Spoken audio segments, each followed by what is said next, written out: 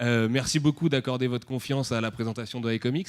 C'est la première présentation officielle aujourd'hui. Ça ne veut pas dire que des gens, peut-être ici d'ailleurs, n'en savent pas déjà beaucoup sur ce qu'on fait, puisque il y a eu quelques, je ne veux pas appeler ça des fuites, parce que c'est des fuites contrôlées, mais il y a déjà quelques infos qui sont dispo. Je ne vais pas vous vendre la totalité de ce qu'on va faire dans le futur aujourd'hui. Déjà, un, parce que j'ai pas le droit. Et deux, mais restez attentifs quand même, surtout à l'écran, dans le PowerPoint, il y a des petits easter eggs cachés à droite à gauche, parce qu'on aime ça dans notre culture. Et je vais quand même essayer déjà de vous présenter dans les grandes largeurs le pourquoi de la création d'iComics, pourquoi un nouvel éditeur vient se lancer dans un marché ultra saturé, de ce que j'entends, c'est la réflexion qu'on me fait très souvent, de ce qu'on prévoit de faire éditorialement, de ce qu'on prévoit de faire avec les bouquins, au niveau des prix, au niveau des formats, au niveau du cartonné, bref, tout ce qui nous intéresse en tant que fans de comics.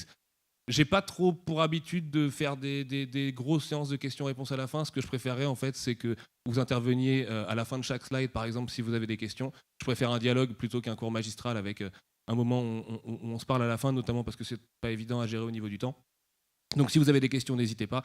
Si vous avez des questions qui portent sur une licence qui ne pourrait pas être annoncée aujourd'hui, je vous demanderai juste de les garder pour vous dans la mesure où ce sera diffusé en replay derrière et qu'aujourd'hui, 27 octobre, au moment où on se parle, je n'ai pas légalement le droit de confirmer certaines choses, même si, on va pas se mentir, les annonces viendront très très vite. Et puis pour ceux qui sont au fond de la salle, eh ben, n'hésitez pas à vous rapprocher. Déjà, ça me touche de vous voir présent encore une fois ce matin, parce que j'avais vraiment peur de me retrouver face à moi-même ou de parler à une caméra pour un replay, contrairement à la super conférence qu'on avait fait l'année dernière dans la très grande salle de la Comic-Con consacrée aux 20 ans d'Image. Je ne sais pas si vous y étiez, mais c'était un chouette moment et j'espère que ça va être encore plus chouette aujourd'hui, puisque c'est éminemment plus personnel pour moi de vous présenter une collection, et mon arrivée dans ce monde de l'édition, c'est encore un truc tout neuf. Donc je suis particulièrement ému, et pas seulement parce que je me suis levé trop tôt pour être là avec vous ce matin, mais voilà, j'espère que ça va être vraiment un chouette moment. Dites bonjour à iComics et puis c'est parti. Alors, on va commencer déjà par resituer qui nous sommes. Qui sommes-nous d'ailleurs? Peut-être que des gens parmi vous connaissent ou connaissaient, je ne sais pas si on peut en parler au passé, Milady Graphics, qui était le label de comics des éditions Brajlon. Les éditions Brajlon, c'est une très grosse maison d'édition qui est spécialisée dans la fantasy, le fantastique, la romance, même la littérature générale, à vrai dire, qui sort des super bouquins sur Lovecraft notamment. Je sais que en terre nerd, en général, les bouquins de Lovecraft de Brajlon plaisent beaucoup. Brajlon avait un label de BD il y a quelques années, en fait, tout simplement parce que le fondateur, Alain Névan, est lui-même un fan hyper érudit sur les comics, voulait se lancer dans cette folle aventure. On parle d'une époque de 2009-2010 où Urban Comics n'existait pas, où les deux seuls players qui étaient sur le marché, c'était Panini et Delcourt, où Panini avait notamment la licence d'ici. Et Milady avait réussi à s'imposer. Et on parlera un peu de vente et de marché tout à l'heure, parce que c'est quelque chose qui me tient vraiment à cœur en tant que journaliste. Milady a réussi avec des séries comme Lock and Key de Joe Hill, donc le fils de Stephen King, ou Scott Pilgrim, qui a été adapté au cinéma par Edgar Wright, ou la trilogie Warren Ellis, Super God, No Hero, Black Summer, ou Crossed de Garcenis, qui a été repris par Panini d'ailleurs derrière, une fois que c'était plus Garcenis au scénario. Milady a réussi à vraiment imposer des succès en librairie, avant en fait de s'éteindre un peu naturellement, parce que l'activité chez Brajlon est très très dense, que c'est une boîte très familiale, et c'est d'ailleurs, j'en ferai jamais assez l'éloge aujourd'hui, mais je suis super fier d'avoir rejoint une boîte où les gens nous font confiance à ce point-là, et je vous détaillerai pourquoi ensuite.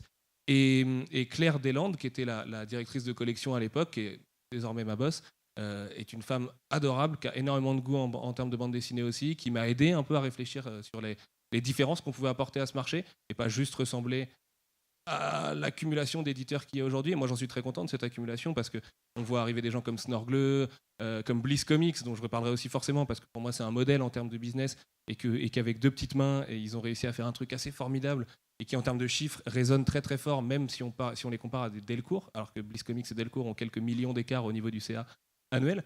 Les comics, c'est un milieu super petit, on se connaît tous. Je ne vais pas vous mentir, les directeurs de collection d'Urban, de Delcourt, de Glénat et tout sont tous des amis. On se parle tous, on bosse à peu près tous avec les mêmes agents. Et du coup, c'est très dur d'en parler comme d'une concurrence féroce. En tout cas, moi, j'ai pas envie de voir ça comme ça.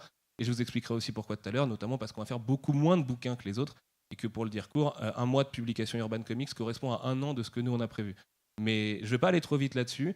Retenez juste qu'on est donc le vrai petit de Milady Graphics. On va reprendre des séries Milady Graphics, on va les republier pour certaines qui ne sont plus disponibles. je pense notamment à certains scénaristes britanniques que j'ai cités tout à l'heure. Lock and Key, vous le savez, arrive en série télé l'année prochaine, un indice sur votre écran. Scott Pilgrim, qui est moi une œuvre que j'adore, et même Brian Lee O'Malley, son auteur en général, auront une vraie importance dans le futur. On est là pour parler de 2018 aujourd'hui. Je me répète et j'en suis désolé, je ne peux pas faire toutes les annonces qui sont prévues, mais il y aura quand même plein de belles annonces. Et surtout, vous allez découvrir les bouquins pour la première fois. Et je peux vous dire que moi, quand je les ai découverts, ça m'a fait vraiment quelque chose, ça m'a soulevé le cœur. Donc j'espère que ça vous plaira de les voir là. Et puis, encore une fois, n'hésitez pas avec toutes les remarques que vous pouvez m'apporter. Le nom iComics, pourquoi Coucou Comics? C'est une histoire qui n'est pas forcément passionnante, en tout cas, vous me direz. La blague Quel horizon pour iComics est en fait une blague envers moi-même, ce qui est complètement nul. Mais au départ, j'étais parti pour appeler la collection Horizon. Donc je suis allé m'adresser aux gens du juridique chez Brajan en leur disant on pourrait pas déposer le nom Horizon Comics ou Horizon tout court. Ils m'ont dit mais t'es bien mignon Sullivan, mais le problème c'est qu'il y a déjà, je pense, 120 maisons d'édition qui ont une collection qui s'appelle Horizon, donc tu n'existeras pas sur Internet, tu ne seras jamais bien référencé. C'est un peu cucu, on va pas se mentir, Horizon, bon voilà. Comme c'était mon nom de projet, j'ai quand même voulu bosser un logo. Je n'ai aucune compétence graphique et tout ce que vous verrez là a été réalisé par un mec formidable qui s'appelle Flavien Guilbeault, que je salue bien fort s'il regarde cette vidéo, et qui est un directeur artistique à côté qui a pas grand chose à voir avec la BD en fait, ce qui est très spécialisé dans le web, mais il a accepté de me donner un coup de main là-dessus, ça me touche beaucoup. Là aussi, je pense qu'il apporte une patte un peu différente de ce qu'on a l'habitude de voir en librairie. Et avant que Flavien accepte ce job, j'avais fait un générateur de logos sur Internet, ce qui est très nul, à partir du nouveau logo de la Juventus de Turin. Et en fait, ça m'a affiché un H avec une barre noire au milieu qui écrivait donc un I à côté, mais je l'avais mis sur le côté. Donc la barre noire dessinait l'horizon. J'avais tout un truc super profond et tout. Non, ce n'était pas du tout en réalité. Mais et mon boss m'a dit mais non, on va pas faire ça. C'est déjà ton H, il est pas droit, ça veut rien dire, ainsi de suite. Et en fait, on a juste tourné l'écran, littéralement. Il m'a dit mais ça écrit Hi. Et Hi, c'est quand même super positif comme message. Et ça correspond à peu près bien en plus à l'énergie qu'on a envie d'insuffler là-dedans. On essaye d'être super positif par rapport à ce qu'on va faire, que ce soit en indé, que ce soit avec des licences. Et du coup, le nom iComics s'est un peu imposé comme ça. Depuis, on s'y est tous fait. Et du coup, ce sera notre nom définitif. Je suis fier de l'annoncer aujourd'hui.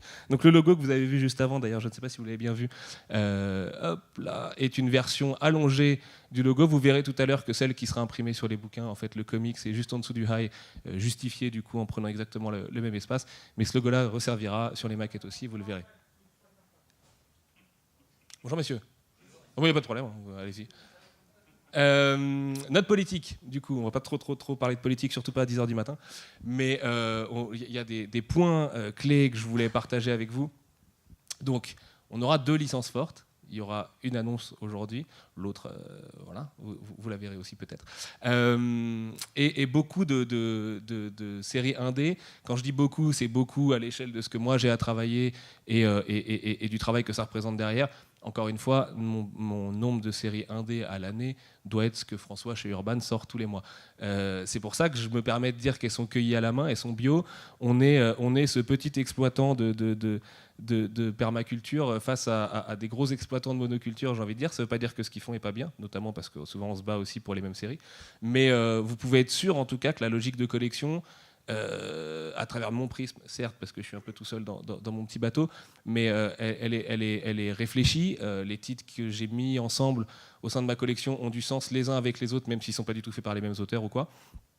On ne va pas se mentir non plus.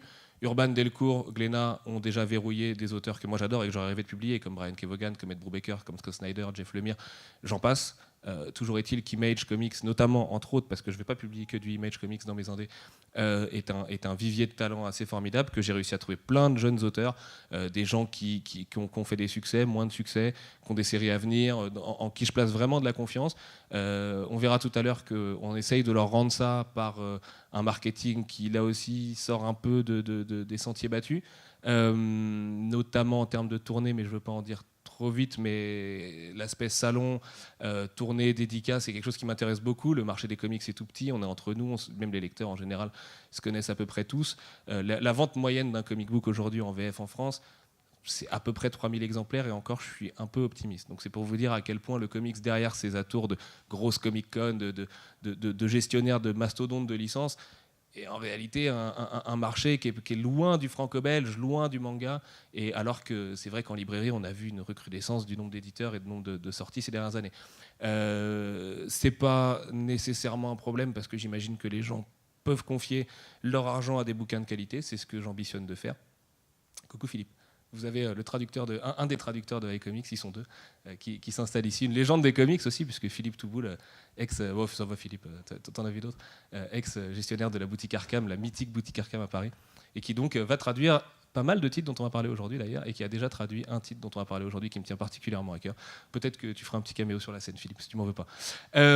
Cette politique d'auteur à long terme, du coup, ça veut dire que ce qu'on va vous présenter aujourd'hui, mais bon, je vais vous en dire un peu plus de toute façon, parce que je ne vais pas tout retenir. Pas mal des auteurs que je vais vous présenter aujourd'hui ont déjà une deuxième série programmée chez nous. Certains ont même autre chose que juste de l'achat de droits, c'est-à-dire quelque chose qui sort aux USA et que nous on achète, qu'on traduit en français, qu'on met sur le marché français. Là, je ne peux pas trop en dire par contre, parce que ça implique d'autres choses. Mais cette politique d'auteur est vraiment, vraiment, vraiment centrale, notamment au niveau des indés. J'aime travailler régulièrement avec les mêmes personnes, j'aime découvrir des auteurs, j'aime échanger avec eux, parce qu'il n'y a rien de plus passionnant qu'un auteur, quel que soit son domaine. Et c'est au cœur, en tout cas, de ce que moi j'ai proposé à Brajlon quand je suis rentré au sein de la société. On m'a dit, écoute, il faut des licences, ce que je comprends. On m'a proposé des licences, c'est pas celle que je vais vous présenter aujourd'hui. Et puis après, sur les indés, on m'a dit, éclate-toi, fais-toi plaisir, on te fait confiance. Il n'y a pas meilleur gage de... Enfin, moi, je vis un rêve, hein, clairement, en devenant éditeur, même si, encore une fois, on est sur un tout petit marché. Et ah bah tiens, voilà le deuxième traducteur d'iComics, du coup. Edmond Toriol, traducteur de Walking Dead, entre autres, que vous connaissez forcément tous, qui lui aussi viendra peut-être nous faire un petit mot sur une des deux licences tout à l'heure. Quand je parle de beaucoup de passion et de respect pour l'univers des comics, alors ça peut faire béni oui oui comme ça peut faire ah ouais, il veut être copain avec tout le monde et tout. C'est pas le cas, c'est que moi-même je viens de là, je suis un ex-journaliste, blogueur, appelez ça comme vous voulez, dans le monde des comics sur Internet avec un site qui s'appelle comicsblog.fr. D'ailleurs, je salue bien JB qui est à la Capta aujourd'hui et qui travaille pour Arts. Mon autre société dont je ne m'occupe plus de l'édito du tout puisque je suis devenu éditeur, mais qui est une sacrée équipe de gens passionnés par la BD, par la culture nerd, culture pop, culture geek, là aussi appelez ça comme vous voulez, et qui tous les jours est au charbon pour faire des critiques d'albums justement qui vont vendre que 3000 exemplaires et tout derrière, et c'est super honorable.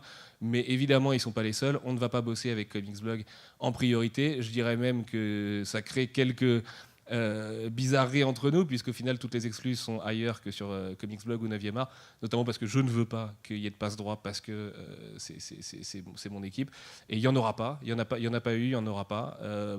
Ce qu'ils feront, ils le feront comme à peu près tout le monde. J'ai voulu faire les interviews d'annonces des différents titres ailleurs que sur 9e art, pour des raisons évidentes. Mais à côté de ça, il y a énormément de youtubeurs aujourd'hui. Je pense au Commis des Comics notamment, qui a parlé de nous là cette semaine sur sa chaîne. C'était super touchant. C'était aussi la preuve que les gens suivent effectivement les annonces avant même qu'on fasse la première conférence officielle à la Comic Con Paris. Les organisateurs de salons, puisqu'on ne va pas se contenter d'être dans les Boulezors type Comic Con Paris, Angoulême, Saint-Malo, même Salon du Livre ou autre. On sera aussi sur Lille Comics Festival, Comics Gone, Toulouse Game Show, donc Toulouse Comic Show.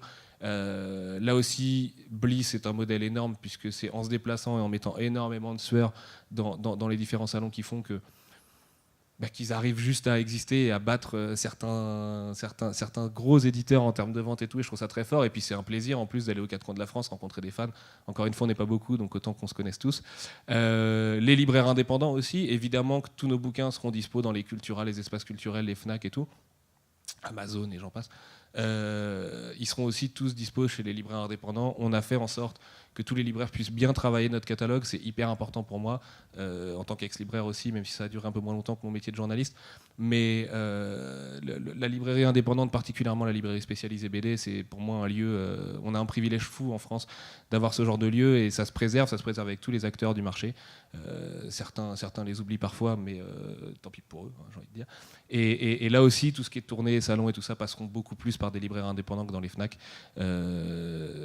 Tout simplement déjà parce que c'est plus dur de toute façon de trouver une place en Fnac, hein, on va pas se mentir, mais aussi parce que moi ça me tient vachement plus à cœur et que ça permet dans toutes les villes de France, dans les plus petites, dans des bourgades, je sais pas, je pense arbitrairement, je parle avec ces personnes, mais à Bourg-en-Bresse par exemple, il y a une super librairie BD et on sera super content d'être là-bas et d'amener des auteurs là-bas et d'essayer de faire des vrais tours, que ça se limite pas à Paris et que ça se limite pas à ce genre d'événement, même si c'est très pratique pour rencontrer des gens, et c'est le cas puisque j'en ai rencontré il y a quelques minutes, qui ne connaissent ni iComics ni ce qu'on a fait auparavant. et qui viennent découvrir notre collection, je dirais pas par hasard, mais en tout cas en passant, quoi. On passe à la suite, toujours sur notre politique. Alors, un label paré pour la nouvelle génération de lecteurs. C'est pour dire que notre label est vraiment destiné à tout le monde, que j'ai le renouvellement du lectorat, moi, en tête, mais pas seulement sur les comics, je dirais sur la BD en règle générale. C'est un truc qui m'obsède pas mal, en fait, parce que moi, je suis un amoureux, mais vraiment inconditionnel du média de la bande dessinée, et que le média de la bande dessinée doit se repenser aujourd'hui, que c'est un honneur de bosser d'ailleurs sur des titres Image Comics, parce que rien que le business model d'une telle maison d'édition, qui, je le rappelle, laisse la propriété intellectuelle de leur création à ses auteurs, chose qui n'existe pas aujourd'hui. Un auteur en France, par exemple, sa propriété intellectuelle, 99% des cas, appartient à son éditeur. Il touche 8% de royalties au-delà de son avance. Terminé. C'est pas un modèle qui personnellement me fait vibrer, et je pense que c'est un modèle qui est destiné de toute façon à un moment donné à péricliter. Le modèle d'Image Comics, qui consiste donc à récupérer une partie, coucou Thibaut, qui consiste à récupérer une partie des ventes des comics au début de leur exploitation, puis à laisser la totalité du reste aux auteurs ensuite, et en leur laissant la propriété intellectuelle. Donc le jour où c'est adapté en série télé, c'est l'auteur qui s'en met plein les poches, et tant mieux, parce que c'est à lui que ça doit revenir de toute façon, c'est lui qui est le créateur. C'est quelque chose qu'on a vraiment envie de développer. On fait des efforts là-dessus. Alors je ne vais pas rentrer dans les détails de contrat et d'administration, parce que ce serait un peu embêtant, et c'est surtout très secret. Mais d'ores et déjà, on fait des vrais efforts pour se rapprocher de ce genre de modèle, et ça permet d'avoir la confiance d'auteurs qui aussi se sentent respectés, en fait, tout simplement, plutôt que d'un jour recevoir dans leur boîte mail un contrat en disant tu vas être publié en France, c'est bien, signe-là et puis au revoir, prends ton chèque et au revoir. Là, c'est pas le cas, donc j'espère vraiment que ça résonnera, et surtout dans ce renouvellement, je pense au lectorat féminin, parce qu'on aura beaucoup de séries avec des héroïnes fortes, qui est moi un truc qui m'obsède aussi pas mal. Je pense à un lectorat plus jeune aussi, parce qu'aujourd'hui il y a pas mal de séries all ages, donc qui sont vraiment pour toute la famille, et qui sont pensées pour toute la famille, qui peuvent être lues par les enfants comme par le papa, en ayant une résonance différente. Tout ça, c'est au cœur du truc. Aujourd'hui, le comic book, en tout cas tel qu'on le connaît, pour moi, c'est un peu l'autre face d'une même pièce que le shonen pour le manga. Je ne sais pas si les gens dans la salle voient ce que c'est, mais c'est du manga pour jeunes garçons. Et le comic, c'est trop longtemps adressé, je pense, à ces jeunes garçons. Aujourd'hui, il est en pleine mutation, et c'est notre devoir d'accompagner ça. Et quand je dis que c'est politique et social, c'est vrai, je le pense vraiment. Même si on n'est que sur 3000 ventes et qu'on ne changera pas la face du monde, si chacun fait un petit peu pour sa communauté, de toute façon, déjà, le monde irait peut-être un petit peu mieux. Et c'est vraiment, vraiment super important. J'espère, dans le futur, ne pas avoir que des jeunes garçons blancs qui me ressemblent, qui achèteront mes bouquins, parce que ce serait juste tout simplement emmerdant, et que c'est pas du tout le but. L'envie et le besoin d'étendre le lectorat, donc c'est exactement ce que je viens de vous raconter. Une présence accrue en salon tout au long de l'année, aux quatre coins de la France. C'est ce que je vous disais, c'est fatigant de faire des salons, c'est même épuisant, on va pas se mentir, de se déplacer ces tréteaux dans ma petite polo avec mes tréteaux, mon petit kakémono, mes flyers et mes bouquins. Évidemment, il y aura des plus gros displays sur les endroits comme ici, parce que Brajlon le prendra plus en charge, mais j'ai vraiment envie d'aller, comme je disais, au Toulouse Game Show, là, qui arrive en décembre, et où on prolongera d'ailleurs les annonces que je vous fais aujourd'hui par une grosse annonce a priori. C'est ultra précieux. Moi, je suis pas parisien au départ, donc c'est peut-être ça qui je sais pas, m'encourage à vouloir aller absolument en province. Mais je sais pas trop comment l'expliquer autrement que la province a été beaucoup trop délaissée trop longtemps, surtout dans le monde des comics, et qu'il est temps un peu de la ramener à son bon droit. Donc High Province, jeu de mots encore bien moisi, pour annoncer 4 à 5 tournées d'artistes sur 2018. On commencera dès le lancement, dès le mois de janvier. On va très bientôt parler des titres, vous allez très bientôt les voir, je vous promets. On poursuivra en mars sur une belle tournée française. On en aura ensuite en juin, puis à la rentrée, puis en fin d'année. Les tournées d'auteurs, c'est pareil, on va pas se mentir. Pour les maisons d'édition, c'est souvent quelque chose à perte, mais en même temps, c'est tellement indispensable. Moi, j'ai eu envie de faire ce métier en rencontrant des auteurs en tournée, et parce que c'est juste ce moment où tu es trop timide pour aller parler à l'auteur, et que t'es pas sûr de ton anglais et tout, et que tu lui parles et que tu dis putain, mais le truc qui m'a fait ressentir là, c'est ce mec là, en fait. C'est lui qui réfléchit, c'est lui qui est chez lui, qui est souvent dans une vie sociale très limitée, à bosser comme un dingue sur ses histoires et tout. Et je trouve que c'est juste de la magie, surtout de les faire venir de l'étranger particulièrement, et on en a quelques très très beaux à vous ramener, notamment des scénaristes. Je sais que c'est souvent le péché mignon de mes confrères, c'est d'inviter beaucoup de dessinateurs, parce que c'est très pratique, c'est très graphique, on fait une dédicace, ça dure tant de temps et basta. Alors que le scénariste, si on lui demande de dessiner, souvent il est plus gêné qu'autre chose. Mais le scénariste, il est aussi là pour échanger avec les gens, et les dédicaces, c'est des vrais lieux d'échange. Et on essaie déjà un peu de réfléchir à comment on pourrait organiser des conférences purement public, voire sauvage, voire dans des bars, par exemple dans des lieux comme Angoulême, où ça se prête vraiment à l'exercice, les bars, et où les artistes pourraient un peu prendre possession de ça, et avec des gens qui passent, leur raconter un peu ce qu'ils font, et c'est de la magie quand même de se dire, ok, ce mec-là, il est scénariste aux États-Unis, et machin, il est en France avec nous aujourd'hui, c'est une chance. Donc voilà, c'est un truc qui me tient à cœur, et là aussi, j'ai vachement poussé en interne, mais j'espère vous voir nombreux, en tout cas, sur ces tournées dédicaces. Notre rapport au marché, 25 titres seulement à l'année, le nombre est lâché. 25 titres, c'est, comme je vous le disais tout à l'heure, ce que Urban Comics sort en un mois à peu près, un mois, une semaine. On a fait le calcul avec François. Ce qui fait que iComics ne représente pas du tout un nouveau Glénat Comics, puisque c'est peut-être le dernier entrant de cette taille-là, en fait, auquel je pense, qui est arrivé vraiment sur le marché avec les mêmes ambitions que Delcourt, Glénat, Urban ou Panini, pardon. Nous, on est beaucoup plus, je vais pas dire modeste, mais si, en fait, en réalité, si, puisque on ne peut pas faire beaucoup plus de titres. Brajlon est une maison qui fait du roman et de la littérature et qui n'est pas Média Participation, qui n'est pas le groupe Glénat, qui n'est pas le groupe Delcourt. Et c'est d'autant plus génial parce que ça donne d'autant plus de liberté, en fait. Moins on fait de bouquins, plus on a de liberté. Je sais, ça peut paraître un peu paradoxal, mais il y a peut-être moins de contrats tacites, en fait, auprès de sa direction, auprès du lectorat, de dire, OK, j'ai sorti tout ça, donc je dois sortir tout ça. Et souvent, quand on fonctionne comme ça, c'est des bouquins qui ne sont pas supportés derrière. C'est des bouquins qui manquent un peu de soutien, qui manquent justement de ces tournées ou quoi. Après, je ne vais pas blâmer Urban, c'est peut-être les gens les plus généreux du marché en termes de tournées et de venue d'artistes. Mais nous, notre rôle, ça va être que chaque bouquin, mon rôle en tout cas, ça va être que chaque bouquin existe comme il doit exister. Tout à l'heure, je vous parlais d'un marketing un peu différent. Par exemple, c'est que je vais me mettre devant une caméra, chose qui me gêne beaucoup, pour vous présenter chaque acquisition de chaque bouquin. Et en début de mois, pareil sur YouTube encore une fois, je vous expliquerai quelles sont les sorties du mois, pourquoi on est allé chercher ce bouquin-là, de mon avis, à qui il est destiné, ce qu'il raconte, sans spoiler évidemment, vous imaginez bien, et essayer un peu de donner vraiment à chacun de ces ouvrages l'attention qu'il mérite.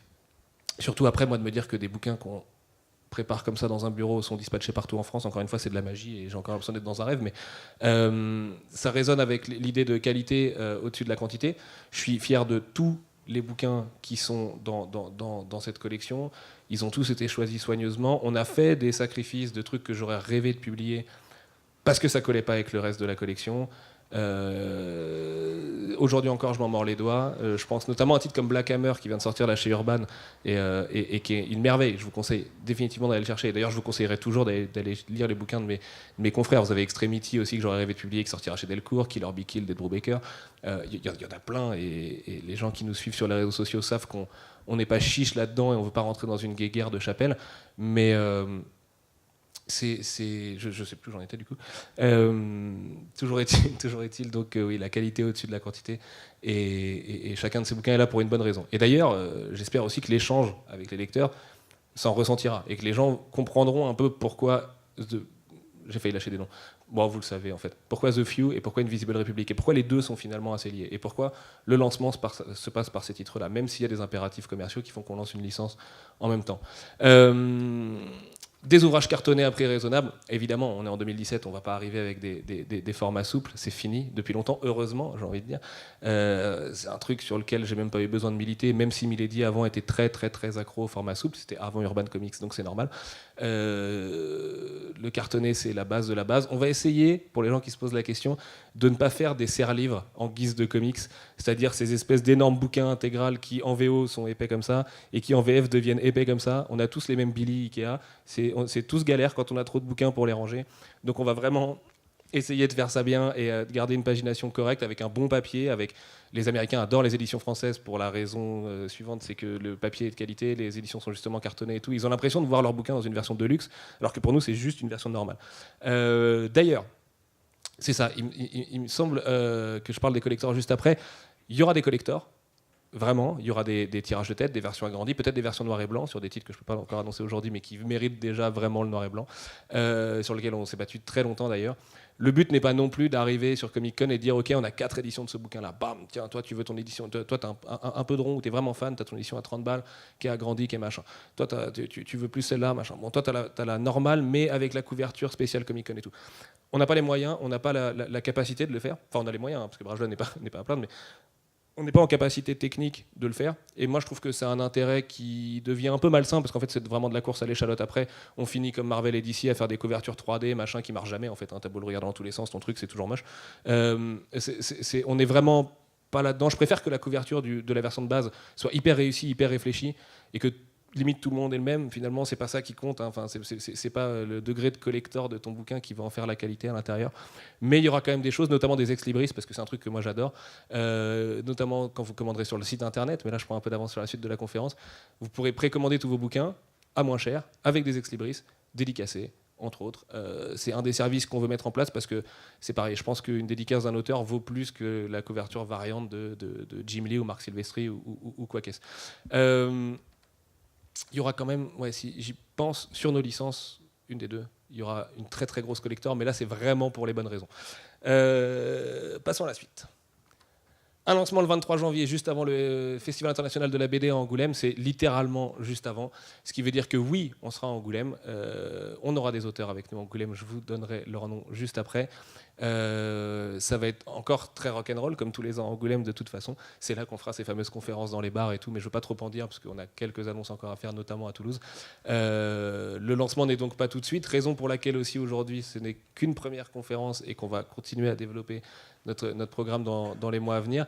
Et je parle d'un second lancement en mars, puisque ce sera l'événement, entre guillemets, que je ne peux que teaser, excusez-moi aujourd'hui, mais encore une fois, garder les yeux bien ouverts, mais qui devrait avoir une belle résonance. Et là aussi, on aura une tournée et qui risque d'être assez imposante. J'espère en tout cas, parce que c'est un rêve de gosse qui se réalise et j'espère qu'on sera à l'aise avec ça. L'annonce du line-up complet sera faite au Toulouse Game Show, c'est-à-dire quand je parle de line-up complet, je parle du line-up 2018 complet figé. Aujourd'hui, si je ne vous l'annonce pas, c'est pas parce qu'il n'est pas figé, parce qu'il y a très peu de chances qu'il bouge de toute façon. C'est uniquement parce que, encore une fois, des histoires de signature sur des contrats et où parce que c'est pas forcément intéressant de tout vous dire non plus aujourd'hui, même si certains d'entre vous sont déjà au courant des titres que je vais balancer, sauf un peut-être. Les autres ne le sont peut-être pas, notamment les gens qui nous regardent en replay aujourd'hui et qui sont moins assidus ou moins détectives que les gens de la sélection comics ou tout le petit milieu des comics sur les réseaux sociaux. Toujours est-il que si vous voulez qu'on en discute après la conférence, moi je suis dispo jusqu'à midi là aujourd'hui, donc profitez-en, venez, on peut discuter, on peut se mettre juste devant la salle workshop à la fin de la conférence et échanger sur tout ça, parce que j'ai plein de trucs à vous dire et que finalement si on se le dit entre nous, ça pose vachement moins de problèmes. Rassurez-vous, vous allez quand même en voir aujourd'hui, c'est parti. Voilà le premier bouquin de la collection, celui qui sortira le 23 janvier, The Few de Sean Lewis et Hayden Sherman. Ce que vous voyez, c'est pas un bouquin imprimé, c'est un rendering 3D.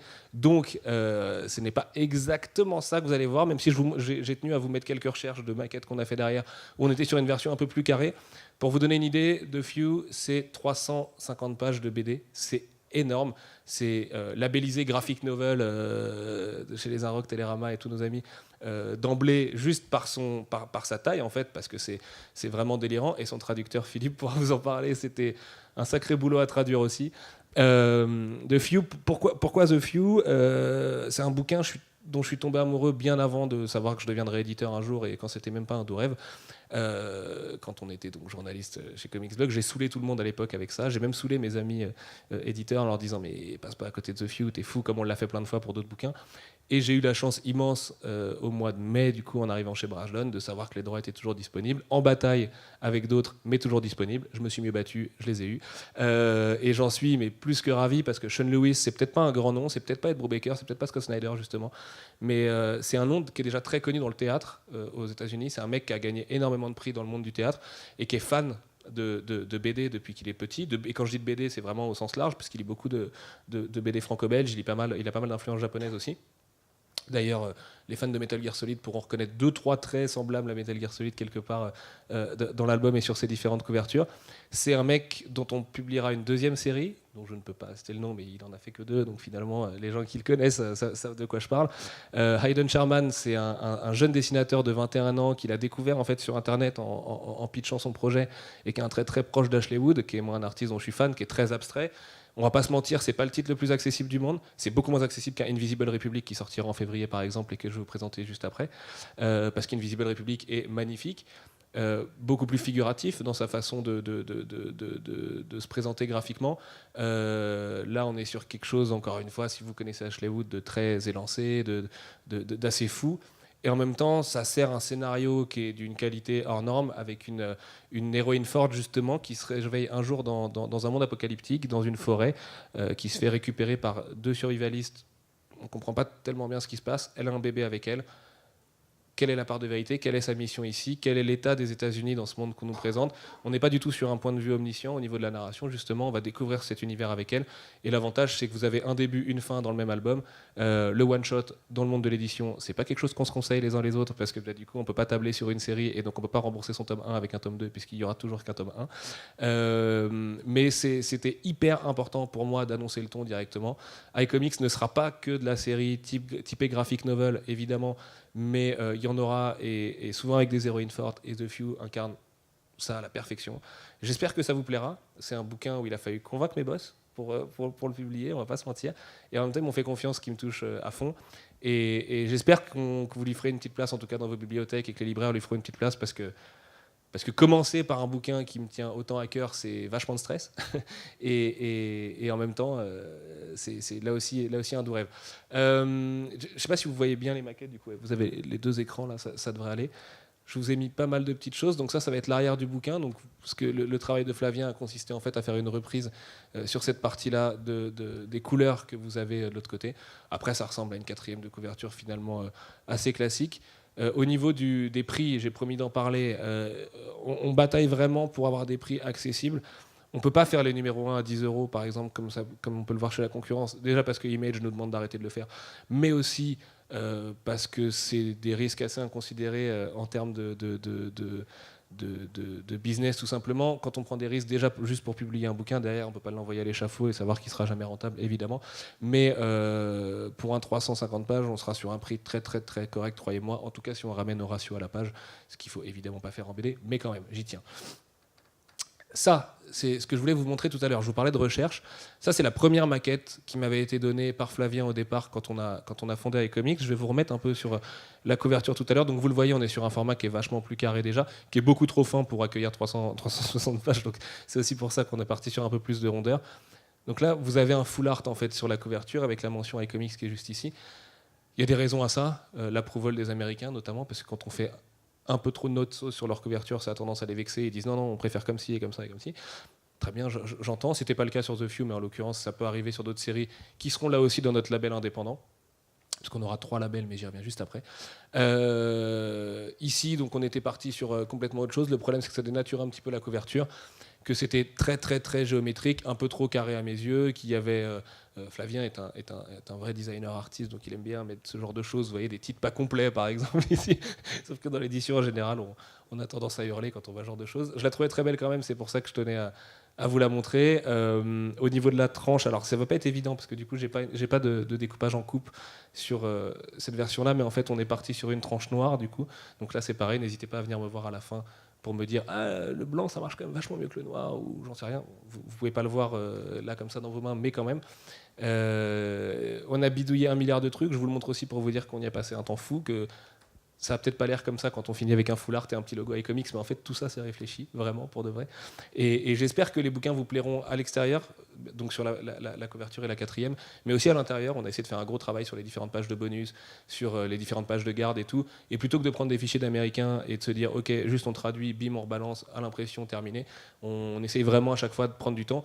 Et ça, on peut le faire parce qu'on n'a que 25 titres par an. Si je devais gérer 70 sorties à l'année, eh ben, je pourrais pas. Je prendrais les fichiers d'américains, je fais un copier-coller, et puis terminé. Là, aujourd'hui, on a le luxe de pouvoir un peu s'apesantir sur ce genre de trucs, et c'est vachement important pour, encore une fois, cette dimension de collection que j'essaye d'insuffler à iComics. Ah, il est là. Il est là, la première annonce, du coup. Bon, elle est vantée depuis un moment, puisque différents sites du coup avaient repéré que c'était sollicité sur Amazon depuis quelques semaines. Vous êtes toutefois les premiers à découvrir la couverture. Donc ce sera la couverture du numéro 1. Il faut juste enlever le volume 1 ici, parce qu'on était sur une maquette et qu'on a essayé de l'enlever, mais c'était pas très beau du coup au niveau du traitement. Rick and Morty sera un de nos 3 labels, du coup, puisque vous aurez un label indépendant, un label Rick and Morty, un troisième label que vous devinerez tout à l'heure en gardant les yeux bien ouverts. Hyper excitant pour moi. Encore une fois, je vous l'ai dit, quand je suis arrivé, on m'a demandé de trouver 2 licences. Moi, les licences, c'est pas forcément ce qui me fait le plus vibrer en BD, c'est parce que j'achète le plus en tout cas. J'en lis beaucoup, hein. Je lis énormément de Marvel, de DC, de Star Wars et tout ce que vous voulez. Mais c'est pas forcément le truc qui me vient comme ça à l'esprit tout de suite. Et j'ai eu la chance, dans ces licences, de trouver 2 trucs dont je suis fan, réellement amoureux, même Rick and Morty. Je suis amoureux depuis Community, en fait, je dirais, puisque c'est une série. Tout le monde connaît Rick and Morty dans la salle. Ok, ça va, je parle à des gens qui savent du coup à quel point c'est fou comme truc. C'est assez dur à vendre à des gens qui le connaissent pas. Vous pouvez imaginer qu'au boulot, quand vous expliquez que le premier épisode, c'est un grand-père qui fourre de la drogue intergalactique dans le fondement de son petit-fils pour la faire passer à une douane, en général, votre patron vous regarde avec des yeux comme ça. Alors, parlez-lui après d'une série où vous avez un mec à poil qui tape des ours, et je vous raconte pas, il vous prend vraiment pour un fêlé. Mais j'en dis trop. Rick and Morty, c'est un phénomène d'animation. Certains l'appellent le nouveau South Park. Moi, j'ai tendance à trouver ça encore meilleur, et pourtant, je suis fan de Trey Parker et Matt Stone.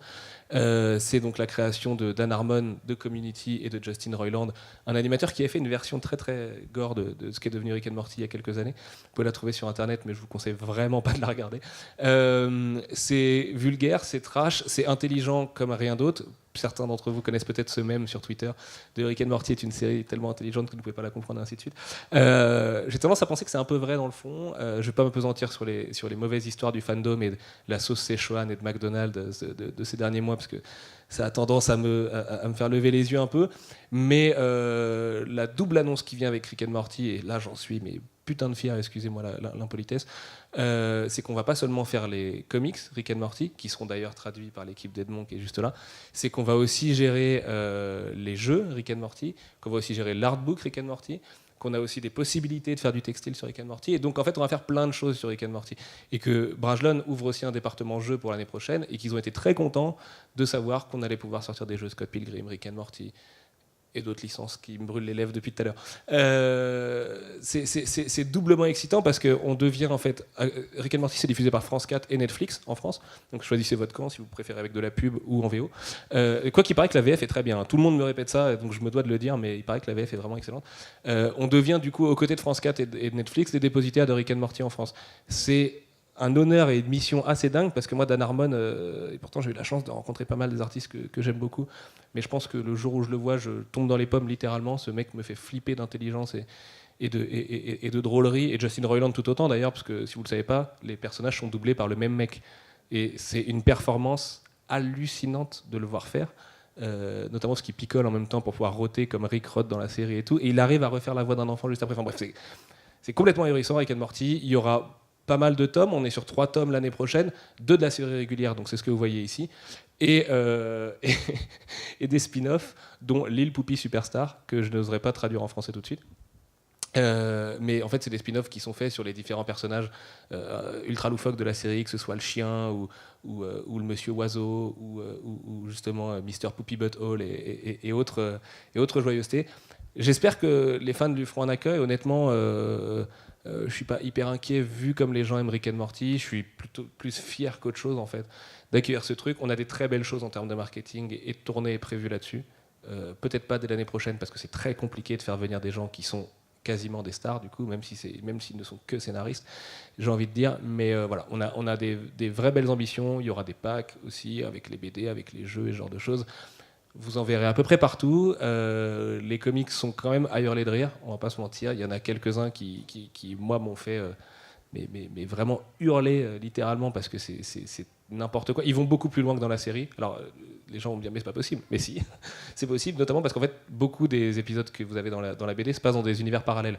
Donc ça veut dire qu'ils peuvent se lâcher encore plus. Et ça me paraissait moins improbable de pouvoir se lâcher encore plus que dans la série, vu le ton qu'elle a.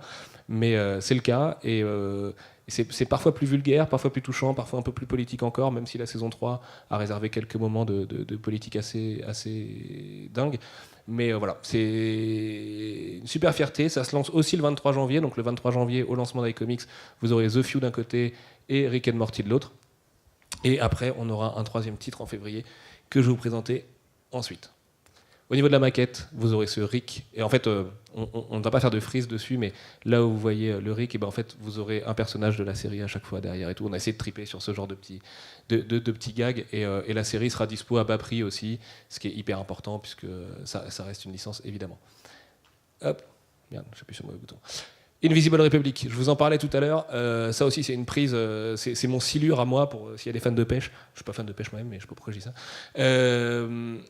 C'est une série sur laquelle beaucoup d'éditeurs se sont penchés. On s'y est même penché tous en même temps un peu, donc ce qui enclenche des enchères en général dans le milieu du publishing. C'est de Gabriel Hardman et Corinna Bechko. Ils sont en couple. C'est un couple assez connu de l'histoire des comics. C'est leur série indé, quasi leur seule et unique série indé ensemble, puisqu'ils en ont fait chacun un peu de leur côté. Là, ils reviennent chez les licenciés, puisqu'ils vont faire Green Lantern Earth One chez DC Comics l'année prochaine, ce qui pourra peut-être être l'occasion d'ailleurs de leur faire venir nous faire un coucou en France. Ils sont adorables, je les ai rencontrés là à New York il y a un mois, c'est vraiment des gens super gentils. Gabriel Hardman est quand même connu pour être un illustrateur super reconnu dans le monde des comics, quoi. Et c'est en ça que, dans le comparo qu'on peut faire avec The Few, la série me semble plus accessible. En tout cas, la personne qui n'a ni vu le replay, qui n'est pas là ou qui n'a ni vu le replay aujourd'hui, face à The Few et Invisible Republic, en ouvrant les deux, a priori, s'il n'a pas le temps de lire dans sa librairie, il y a des chances qu'il reparte avec Invisible Republic. Je ne suis pas dupe. En même temps, tant mieux, hein, ça reste un autre super bon bouquin. C'est super beau, c'est très actuel, c'est très politique. Pourquoi c'est politique ? Parce qu'en fait, on nous raconte l'histoire d'un empire galactique qui ressemble étrangement quand même à nos petites dérives coloniales à nous.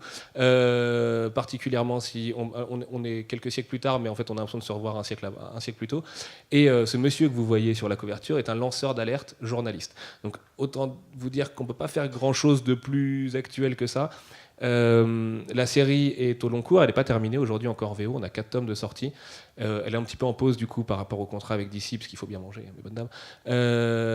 Mais ils ont vraiment prévu une fin grandiose, j'ai eu la chance d'en parler avec eux et j'ai trouvé ça assez dingue d'envergure, parce que c'est vrai que quand on lit la série, c'est quand même c'est plus proche de The Wire que quelle série d'action pourrait parler de ce genre de choses, rien que d'un Mister Robot, parce qu'il y a beaucoup plus de dialogue et de sens politique et social que d'action délirante. Bon, alors, le premier chapitre s'ouvre sur un truc génial en termes d'action, vous avez des designs de super flics du turfu et tout, mais c'est une série qui a un ton assez posé. À mon avis, c'est aussi la raison pour laquelle les autres éditeurs ne se sont pas projetés dessus tout de suite, jugeant peut-être que le lectorat n'avait pas la patience pour s'attaquer à une histoire aussi profonde. Ça ressemble beaucoup à ces grandes sagas très politiques qu'on a dans le franco-belge. Je suis ravi du coup de pouvoir le publier en comics, où souvent on s'attarde justement trop sur la baston et le design des super robots. Les éditions seront super chouettes parce que toutes les couvertures sont aussi belles que celle-ci. Et là aussi, c'est un honneur tout particulier. Alors, malheureusement, contrairement à The Few, je ne pense pas que Gabriel et Corinna seront avec nous dès 2018, mais faites-moi confiance pour les faire venir en 2019, parce qu'encore une fois, c'est des gens vraiment très gentils, et j'aimerais beaucoup pouvoir exposer notamment le travail de Gabriel, que ce soit dans une galerie, dans un bar, peu importe, mais c'est un mec qui a des planches originales qui vraiment vous fracassent les yeux, et c'est encore très important en 2017, oui, les gens qui travaillent en traditionnel et qui sont capables d'exposer des trucs qu'ils font toute la journée. Hop, on va passer à la suite. Celui-là, vous n'en avez peut-être pas entendu parler. Pourquoi ? Parce qu'il n'est pas sur Amazon depuis 2 mois. Il n'est pas prévu pour une sortie en janvier ou en février. Il va sortir un peu plus tard. Je ne sais pas si des gens connaissent Generation Gun dans la salle.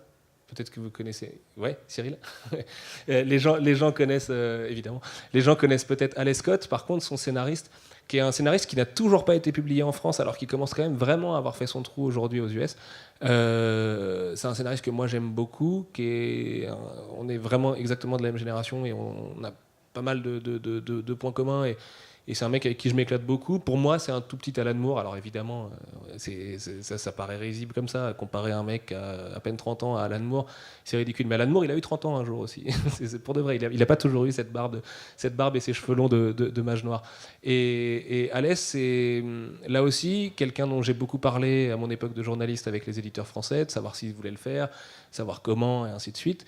Et il se trouve que lui-même avait fait un pamphlet en fait contre le monde de l'édition dans une de ses histoires, avant de revenir aux affaires avec Generation Gun, qui est, pour le dire vite, une sorte de chronicle sous en fait, hommage à Hideo Kojima aussi. Beaucoup Hideo Kojima dans cette conférence, bizarrement. Dans la mesure où on va retrouver un scénar qui est vraiment très proche de Chronicle, donc avec des ados qui vont se retrouver malgré eux, avec des pouvoirs, mais en même temps pas pour les mêmes raisons que dans Chronicle, et c'est des raisons qui sont vachement plus insidieuses. Et en fait, par une histoire qui est beaucoup plus mainstream que ses travaux précédents, il arrive à faire une vraie critique des monopoles libéraux et autres GAFA ou BATC qu'on a aujourd'hui. Et du coup, c'est d'autant plus grisant. Là, j'ai eu la chance de lire le script du tome 3, du coup, puisque le tome 2 est en cours. Et il tient vraiment quelque chose. Je ne sais pas si j'ai le droit de dire en combien de tomes ça termine. Peut-être qu'il me casserait la tête pour avoir fait ça. Mais ce ne sera pas une série qui vous demandera de vous engager sur des siècles et des siècles. Et l'histoire se finit, mine de rien, assez vite. Tous les traitements de couverture sont assez particuliers. Là, sur la couverture, c'est nous qui l'avons choisie. Peut-être qu'elle n'est pas définitive. Je vous avoue qu'on a encore le temps de revoir des choses. Mais notamment la première couverture du premier numéro en VO était en fait la première case du bouquin. Et elle était sous ce format-là aussi, donc vraiment avec une case sur la cover. Et en fait, c'était un dialogue. Et quand on ouvre le bouquin derrière, on commence à lire la suite de ce dialogue, qui est un hommage à Carl Sagan. Lui-même est un taré d'astronomie. Alex Scott, Carl Sagan évidemment. et il a beaucoup de choses à raconter. Generation Gun, c'est un peu la somme de plein de travaux qu'il a fait auparavant qui sont un peu passés inaperçus. Et moi, ce qui me plairait beaucoup, si vous m'accordez la confiance d'aller vers ce bouquin qui est excellent et qui est en plus dessiné par André Lima Rojo, qui est un excellent dessinateur, et ben c'est de publier la suite des travaux d'Alex Scott. Et en fait, la suite, c'est Days of Hate, que je peux vous dire aujourd'hui. Alors, j'ai pas la petite prévise 3D, mais ça s'appelait Résistance. C'est son prochain projet, qui vient juste d'être annoncé, je crois, ou qui va être annoncé tout bientôt, qui est clairement sa réponse à Trump. Alès est un immigré, il vient des pays de l'Est au départ, donc autant vous dire qu'il a des choses à dire avec l'arrivée de Donald Trump au pouvoir. Et j'aimerais pouvoir publier des choses comme Zero, par exemple, ou Wolf, ou plein de trucs qu'il a publié. Material, par exemple, pour les gens qui le connaissent, qui là, pour le coup, est 100% Alan Moore, m'intéresserait beaucoup, mais je ne peux pas, moi, tout petit éditeur avec mes petits rêves, imposer ça à mon boss, qui va me dire non mais gros, on va faire 300 ventes, calme-toi tout de suite, on peut pas le faire en fait. Et Generation Gun est là pour prouver à Alain, coucou Alain, que c'est possible de réussir à imposer des comics avec énormément de matière grise, mais qui du coup sont des expériences d'autant plus grisantes. Et j'ai l'honneur de vous dire qu'on aura Alès avec nous pour une tournée à l'automne prochain. C'est la première fois qu'il vient tourner en France. Il viendra avec André, du coup, qui est son dessinateur, qui habite au Portugal. Il viendra avec un autre de ses dessinateurs, du coup. Et on fera un joli petit tour de France. Et il a plein de choses à dire, croyez-moi. Et il me rappelle réellement, quand je le compare à Alan Moore, je pourrais le comparer à Morrison ou à Warren Ellis. Il est libre comme ce genre de mec. Et il n'a pas peur de vivre comme ça au niveau de l'édition. Et je dirais même qu'il n'est pas facile à gérer. Mais ça, je vais le garder pour moi. Alors, on passe à la suite. Donc, une petite prévise. Là, ce que vous voyez ici, c'est notre site internet. Alors, malheureusement, vous ne le voyez pas très bien, du coup, puisque Flavien a déjà fait de la pub pour Apple, et honteusement, et du coup, on ne voit pas grand-chose. Mais notre site ne ressemblera pas forcément au site de la concurrence.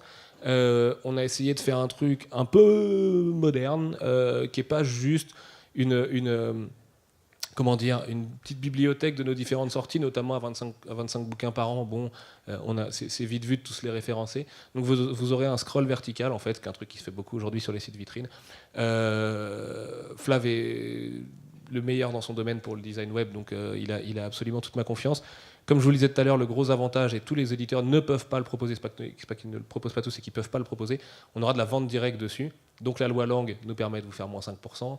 Passer un certain cap, vous avez les frais de port et ça devient vraiment très intéressant de commander chez nous. Et de toute façon, vous repartirez à chaque fois avec un ex-libris ou des surprises ou un t-shirt ou quoi qu'est-ce. Et là aussi, c'est hyper important pour nous d'être en contact direct avec nos lecteurs, même si je ne suis pas contre que ça passe par un libraire, hein, au contraire. Mais voilà, c'était quelque chose d'assez important pour nous de mettre ça en place, et même de manière plus générale, on est un peu un test pour Brajlon et la vente directe. Et j'espère que là aussi ça prendra et que le site saura être un espace d'échange. Je vous ai parlé des vidéos tout à l'heure, vous aurez un petit espace blog aussi, du coup, où on parlera de tout ce qui se passe au bureau, en tournée ou ailleurs, les différentes photos qu'on prendra avec vous quand on se croisera dans des librairies et tout.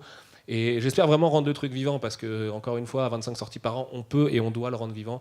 Et je rends encore hommage à mes amis de Bliss Comics, ils le font très bien. Et j'essaierai en tout cas d'être à la hauteur du travail qu'ils fournissent aujourd'hui. La suite du site un peu, ouvre bien les yeux. je le passe assez vite, hein, parce que je vais me faire engueuler sinon. Oh là, dis donc, qu'est-ce que c'est que ça Eh bien voilà, peut-être là aussi un petit indice pictural.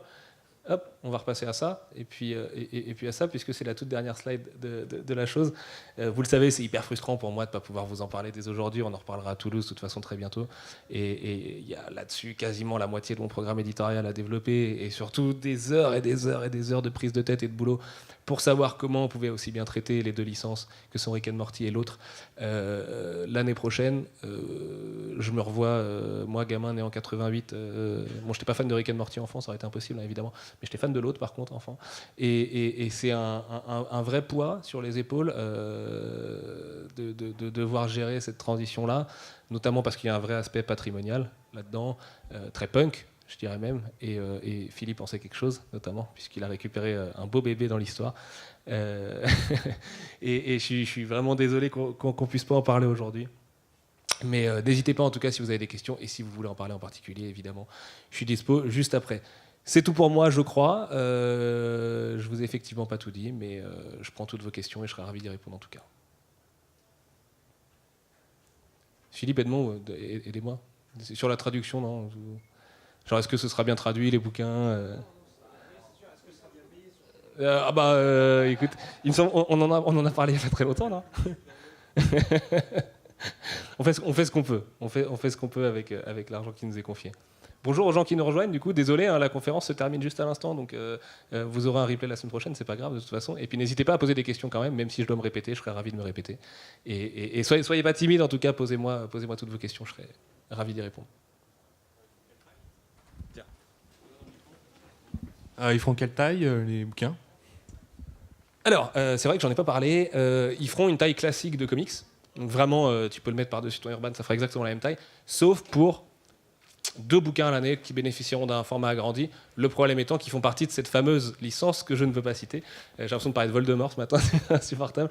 Où il y a un vrai besoin et une logique d'avoir un format agrandi sur ces trucs-là, parce que c'est là pour le coup des vrais serre-livres, les genres de trucs que tu mets dans ta bibliothèque tout en haut parce que tu veux les voir, tu vois. Et comme à l'époque où on avait que du souple et où Panini faisait des deluxe, ben, c'était le plus beau truc qu'on avait, donc on les mettait bien en évidence, tu vois. Et ben ce bouquin-là fera partie de cette race des seigneurs des comics. Et sinon on est vraiment sur des formats classiques. Là aussi parce que Brajon n'est pas une boîte de BD. Qu'est-ce que c'est de ces gens qui arrivent? Je suis ravi de vous accueillir, mais du coup c'est vraiment fini, je suis désolé. Enfin posez vos questions quand même, encore une fois. Mais Brajon étant une boîte qui fait surtout de la littérature, si tu veux, ils n'ont pas un département de mecs qui sont ultra OP pour faire 3 ou 4 formats différents par bouquin. Et puis en plus, ça n'aurait pas trop de sens par rapport au marché, ce qu'on disait tout à l'heure. Si je vendais du Valérian, du Titeuf ou du Astérix, ouais, là, je te fais des collecteurs dans tous les sens, tu vois. On n'est pas non plus là-dessus. Et encore une fois, la matière première, elle est dedans. Donc ce qui importe, c'est surtout les beaux papiers, et tu vois, des belles pages de garde, et j'en passe. Est-ce que vous avez d'autres questions? Est-ce que je pense faire du numérique? Bonne question. Exactement, je suis sûr même de faire du numérique. Je peux juste pas te dire encore aujourd'hui si on sera sur Comixology ou ailleurs, notamment parce que Brajlon fait ça très bien en fait avec les romans et sont leaders dans leur marché sur les romans, avec une boîte qui s'appelle Identes notamment. C'est encore une popote interne. En tout cas, tous les contrats sont prévus pour du numérique et je fais en sorte que tous les bouquins puissent être diffusés en numérique. Après, le problème, c'est que si tu veux, dans cette industrie, c'est pas toujours simple parce que certains prestataires du numérique te demandent de donner les fichiers pour lesquels tu payes pour qu'ils puissent les retraiter et donc faire de la lecture case à case, par exemple. Moi, je rêverais de voir les bouquins que j'édite en français lus en case à case, même si je suis pas très consommateur de tablettes ou de lecture sur iPhone ou quoi. Mais ça pose d'autres problèmes évidents, du coup, tu vois, sur la gestion des droits et tout. Donc, moi, j'ai des envies. On a des besoins, on va essayer de trouver un truc qui fait un peu la rencontre des deux et de voir ce que ça représente. Mais je vous parlais des chiffres du marché tout à l'heure qui sont ce qu'ils sont. Le marché du numérique en comics, alors là c'est infinitésimal. Enfin c'est genre, ça existe, mais parce qu'il faut dire que ça existe quoi, plus qu'autre chose. En tout cas le service existe, donc au moins vous pourrez les lire comme ça. Est-ce que quelqu'un a une autre question? Ça va dépendre de. Alors, je répète la question aussi pour les gens qui nous regardent en replay. Au niveau du papier, ce sera quel genre de papier? Ça va dépendre de chaque bouquin. Parce qu'en fait, on travaille avec les auteurs à chaque fois, aussi sur ce qu'ils veulent comme papier. Souvent, ils veulent pas du papier qu'ils ont en VO, en fait, parce qu'ils sont publiés donc, sur un format souple, avec un papier très très fin, mais qui a le mérite, des fois, on n'a pas ce mérite justement en France, de ne pas être transparent. Donc, tu vois pas la page de derrière sur les gouttières blanches, ce qui est un truc qui m'insupporte. Enfin, j'adore quand c'est vraiment mat, quoi. Donc à chaque fois on leur laisse le choix sur des offsets ou ce genre de choses et ça c'est plus mon chef de fab qui pourra te répondre vraiment avec précision parce que c'est son domaine. Moi je ne fais que valider les propositions qu'il me fait, mais en tout cas ce que je peux dire et qui me fait plaisir c'est que les auteurs le choisissent avec nous sur quasiment tous les bouquins à part un d'entre eux, simplement parce que l'auteur n'était pas dispo au moment où on a dû choisir le papier et en fait il était content du choix, donc finalement ça s'est bien passé. Est-ce que vous avez d'autres questions? Monsieur?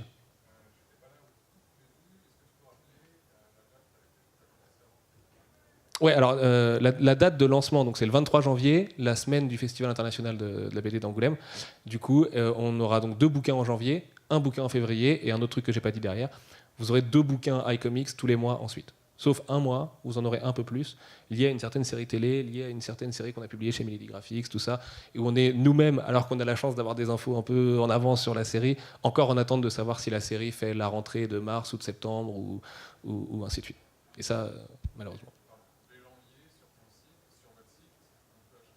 Donc dès janvier sur notre site on peut acheter, mieux que ça, dès l'ouverture du site vous pourrez acheter. Le site ouvrira normalement le 16 novembre, sûrement un peu plus tard, parce que les développeurs web et tout ça, on les connaît. Hein. Je pense qu'on sera ouvert au 1er décembre en réalité. Et dès le 1er décembre vous pourrez précommander du coup les bouquins. Dans l'édition on fonctionne par cycle en général avec les différents diffuseurs distributeurs, c'est-à-dire que là par exemple moi j'ai travaillé le cycle de janvier-février. Puis au mois de décembre, je travaillerai mars, avril, mai. Ce qui ne veut pas dire que moi, c'est pas calé. Hein. J'ai déjà calé mes trucs jusqu'à mi-2019. Mais je vais présenter les bouquins aux gens qui vont aller chez les libraires et ensuite en décembre pour mars, avril, mai. Et donc en fait, à chaque cycle, vous pourrez précommander des packs cycles. Je sais pas, on les appellera pas comme ça hein, parce que c'est de la popote interne, mais où vous aurez tous les bouquins de janvier et de février livrés au même moment, souvent avec un peu d'avance parce qu'on peut se le permettre et que c'est un peu comme la vente de jeux vidéo. Tu vois, hier tout le monde voulait Mario Odyssey, et ben fallait le payer en cash à République. Et ben c'est pas grave, nous on aura un peu le même système, mais ça passera directement par nous en vente directe avec et comme je vous le disais tout à l'heure, des ex-libris et des petits bonus à droite à gauche. Du coup, voilà. Et ce sera le cas pour chaque cycle. Vous pourrez toujours précommander avec un mois d'avance et ainsi de suite. Ce qui nous permettra, nous aussi, en fonction des précommandes, un peu comme un Kickstarter finalement, parce que même j'ai beau appartenir à Brajlon, iComics est une entité en tant que telle, donc une petite entité encore qui doit faire ses preuves sur le marché. Mais un peu comme Kickstarter, si j'ai beaucoup de gens qui sont là dès la vente directe, ce qui me ferait un bien fou, notamment sur des bouquins comme The Few, qui ont vraiment besoin de votre soutien, l'ex Libris, il y en aura peut-être 2 plutôt qu'un. Enfin, tu vois ce que je veux dire. Il y a des systèmes de paliers qui sont évidents là-dedans. Plus il y a de gens qui nous font confiance, plus les rewards seront à la hauteur du truc. Parce que sans être dans le participatif, ça y ressemble un petit peu quand même, quoi.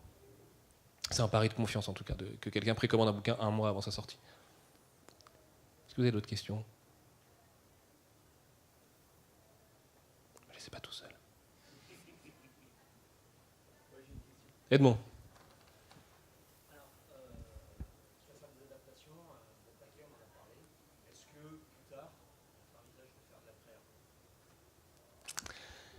Edmond met le doigt sur un truc, effectivement. Comme je vous l'ai dit, Rick and Morty, on a la chance immense d'avoir une licence plus large que simplement les comics, puisqu'on va aussi gérer les jeux, le textile, l'artbook, qui concerne la série télé directement, notamment qui vient de sortir chez Dark Horse, ce qui est magnifique d'ailleurs. C'est pour les gens qui aiment la technique en animation.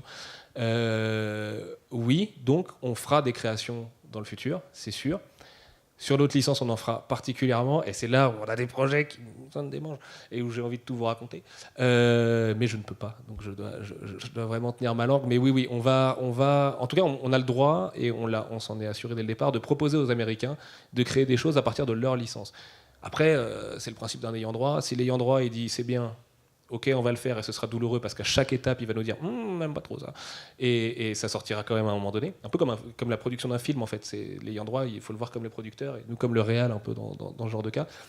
Il y en a d'autres où il nous dira non, parce que le projet ne fonctionnera pas. Par exemple, c'est le cas sur Rick and Morty. On a pitché un jeu. Ce jeu-là ne correspondait pas pour l'instant à leurs envies parce qu'ils ont déjà d'autres choses prévues avec Cryptozoic aux US. Et ben, on l'a mis dans un tiroir, et ce tiroir, on le rouvre l'année prochaine, et on voit si l'année prochaine, ça leur parle un peu plus par rapport à ce qu'ils veulent faire de leur licence. Mais à chaque fois, c'est un process un peu long, un peu compliqué. Mais en même temps, c'est ce qui distingue les 2 métiers d'éditeur, c'est que soit vous faites de la traduction, soit vous faites de la création.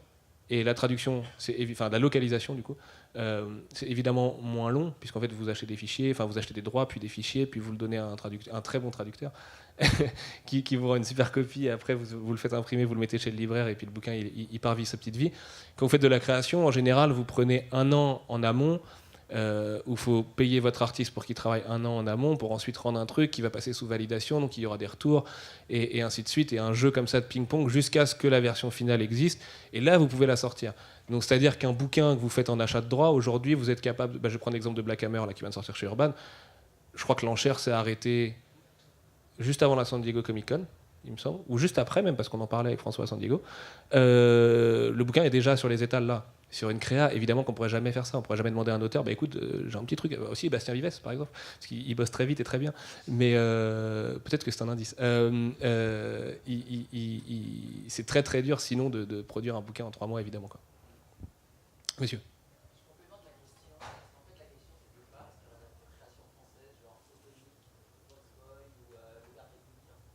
Ah non, au sein d'iComics, tu veux dire? Ok. Non, non, a priori non. Je peux pas fermer la porte à ça, parce qu'évidemment que tous les projets cool ont leur place chez nous.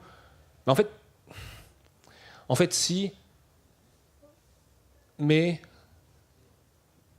pas vraiment. En tout cas, pas dans la forme du Garde ou des séries françaises telles qu'on les connaît. En tout cas, super héroïques. Mais on bosse sur des projets avec des youtubeurs, certains très connus, de création, parce qu'ils veulent faire des comics. On veut les accompagner, peut-être. Hein, les projets sont encore en discussion, donc il y a des chances que ça ne sorte jamais, hein, comme beaucoup de projets. Mais oui, dans ce cas-là, ça revient quand même dans le même degré de création. Alors c'est juste, il y a moins de collants et de super vilains, mais ça revient à peu près sur le même modèle, ouais. Et du coup, là, on parle de 2019, voire 2020 pour certains projets, en fonction de la rapidité des différents artistes. Je vais juste tricher, je vais regarder l'heure parce que je voudrais pas qu'on me vire. Ah, bah si, il est 11h05 du coup. D'ailleurs, les gens qui sont là, en fait, sont peut-être là pour la conférence d'après. On en a rien à foutre dans les comics. Personne n'a d'autres questions? Cyril? Ouais, tout à fait. Je l'ai mentionné très rapidement au début de la conve. On va ressortir dès l'année prochaine Lock and Key. Donc dans une très belle édition, et il y aura la fin de Lock and Key, la vraie fin. Alors oui, le dernier tome faisait office de dernier tome, mais Joe Hill étant le fils de Stephen King, il aime bien écrire beaucoup, comme papa. Du coup, il a fait en fait 3 histoires courtes derrière, dont une qui s'appelle Small World, et ce sera sûrement le titre du recueil. Et ce qui se passera, c'est qu'on va republier Lock and Key en même temps qu'on publiera Small World, en même temps que la série télé arrivera, pour en faire un vrai événement, parce qu'on a une confiance aveugle dans la série télé. Même si Scott Derrickson a quitté le projet, Andy Muschietti, qui a fait Hit, enfin ça, avec le clown là, est à la réal du pilote et est vraiment très impliqué sur le projet. Donc oui, il y aura ça. Il y aura Scott Pilgrim en 2019, du coup, et peut-être d'autres choses autour de son auteur. Il y aura Crossed de Garth Ennis, du coup les 2 premiers tomes.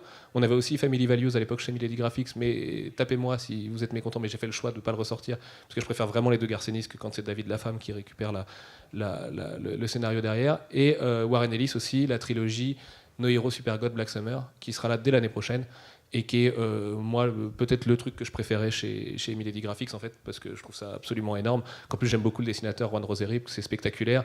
Qu'avec, encore une fois, l'état du monde aujourd'hui, je pense que, a fortiori, ça raconte énormément de choses sur les idées politiques de Warren Ellis. Et puis, publier juste un mec comme Warren Ellis, en même temps, c'est un tel luxe que je ne vais pas m'en priver non plus. Donc, voilà, c'est un de mes idoles et je suis obligé de le faire. Sur ce, n'hésitez pas si vous avez des questions. On doit stopper vraiment, on me fait signe au fond de la salle. Je serai juste devant là si vous avez des questions un peu plus privées ou quoi. Merci beaucoup d'être venu ce matin. Ça me touche à fond. J'avais peur qu'on soit 3 dans la salle et c'est hyper cool de vous avoir avec moi. C'est un sacré honneur. Donc voilà, à tout de suite, juste dehors pour poser des questions.